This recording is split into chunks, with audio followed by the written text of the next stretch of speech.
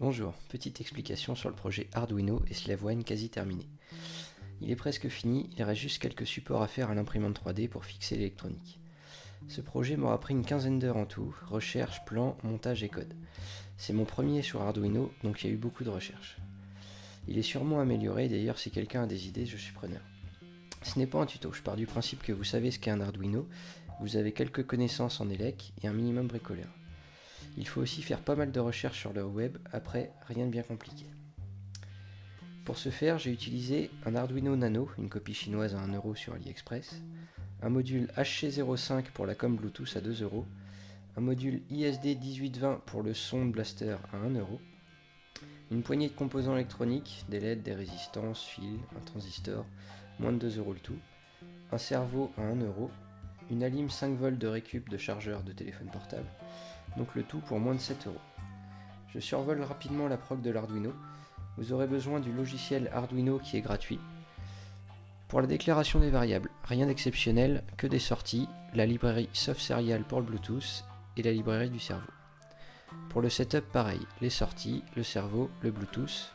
J'ai juste rajouté une note pour appeler le code Bluetooth pour plus tard dans le programme. La loupe est un peu plus spéciale, basée sur beaucoup de boucles if. Dans ce début de boucle, un envoi de 0 par Bluetooth lance l'Arduino sur une boucle correspondant au mode auto. Je ne vous mets pas la suite de cette boucle car elle est longue et sans intérêt particulier. La suite du loop est un enchaînement de petites boucles if en fonction des envois Bluetooth pour activer manuellement les sorties.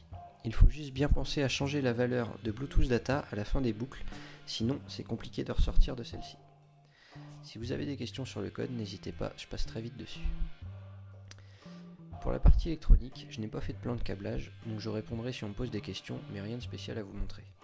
Juste un petit cas particulier.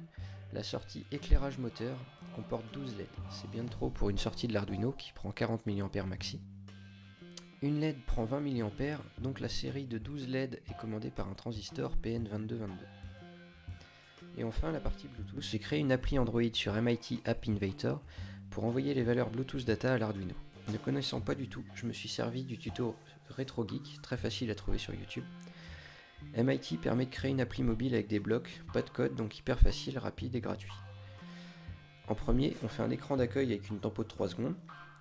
Ensuite, on crée une autre fenêtre où l'on place ses boutons. Je préviens tout de suite, c'est pas pratique du tout. Et enfin, les blocs pour affecter un envoi de texte à chaque bouton correspondant à la valeur Bluetooth data mise dans le code de l'Arduino.